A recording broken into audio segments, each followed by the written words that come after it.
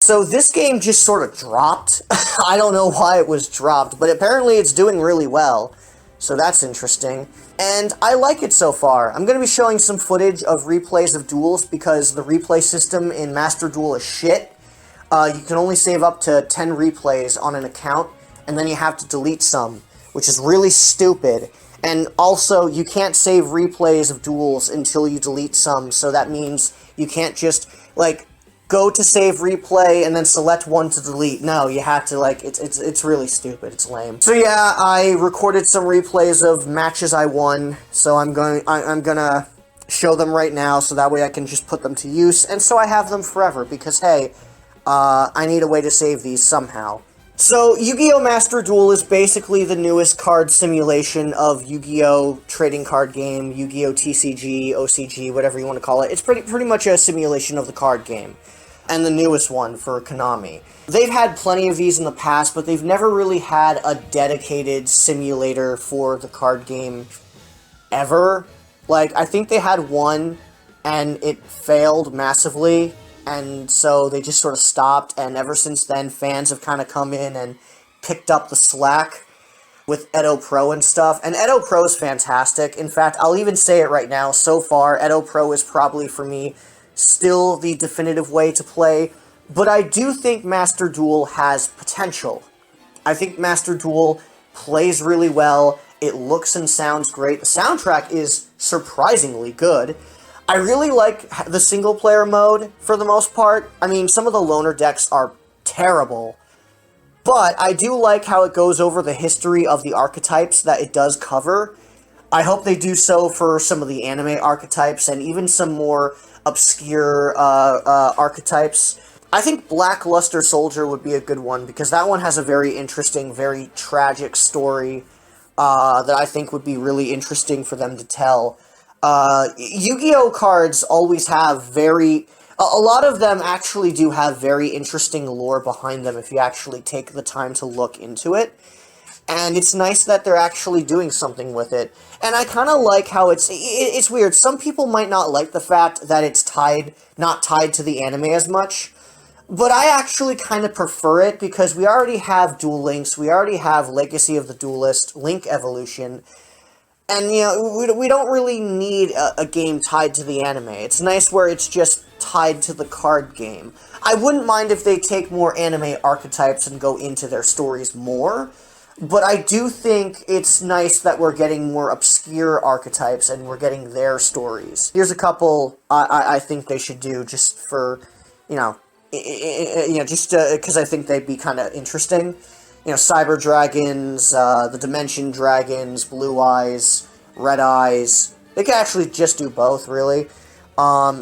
Maybe like, the Dragon Lords. What's another one? I don't know. There's a bunch they could do. Really, Yu-Gi-Oh! Has so many archetypes. They could really just do this for the rest of time if they really wanted to. And so that's really cool. Playing online generally works well if you're not playing on Switch, because, oh my god, the Switch version sucks. I mean, I still have it, because it's nice to play the game in handheld, but, like, oh my god, it's terrible. Like, it lags so much, the online stutters so much, and you can tell when somebody's playing on the Switch, because it just stutters all of the time, and sometimes the game just has to buffer. It's terrible. But yeah, so if you can, don't play it on Switch. But yeah, you have the cross-save system that these type of games usually have. You can play it, it's cross-play between different devices, and I already connected them to all of the devices I can play it on. I have my Blue Eyes deck. It's not fully prepared, but it's mostly about as prepared as it can be. What I really like about it is, unlike with Duel Links, which can be very stingy and has a really shit crafting system, the crafting system in Master Duel is actually really, really convenient. I, unfortunately, made the mistake of spending a lot of my gems on cards and not knowing about the crafting system when I first started. Don't do that. Save your gems. But, you know, even then, I've still been able to get thousands of gems, just by playing online. I haven't spent a single cent on the game and I was still able to complete a Blue Eyes deck, and I still have the means to make more decks over the course of time, and I hear other free-to-play players have been doing the same thing. You know, and honestly, I'm not going to spend any money on the game until I know for sure they're going to support it, because that's my big concern with Master Duel, is will Konami continue to support this? It seems like they will, because it seems like it is a success. But Konami has dropped stuff like a bad apple before, so I'm wondering if they will. Also, Master Duel is very much its own format. It's not really the card game as it is now. You know, it's not the TCG, it's more like the OCG, but even then, like, they're missing side decks, which is a feature that I've come to really enjoy. Like, it's funny, I didn't really give a fuck about side decks for a good while. I just sort of did it because, you know, oh, you can have a side deck, okay? But, you know, now that I'm getting into more competitive play, the lack of a side deck, I think, actually does kind of hurt the game to me. I mean, yeah, you could argue it makes it sort of its own format, but at the same time, I don't know, it's still like, I feel like something's missing, you know? On top of it, the ban list is really weird. It's based more on the OCG, apparently. And, fucking Maxi, man. I fucking hate Maxi. Yeah, I use it. I know I'm using it right now. I don't care. I fucking hate Maxi, alright? If I can't beat him, I join him. So, go ahead. Call me weak. Go ahead. I have Ash Blossom. I can take it. I can stop you. Still annoying, though. I mean, you know, again, these aren't, like, major issues, but they are disappointing. On top of it, not every card is actually in there. In fact, it's actually behind, I think, even Link Evolution. Because, like, Blue Eyes Alternative Ultimate Dragon, a Blue Eyes monster I quite enjoy, despite it being really hard to summon, isn't in it. Which, why? Apparently Air Neos isn't in it, but I think there's some kind of copyright issue going on with that, with the guy who made Air Neos' design. There was actually kind of a stir on Twitter about it.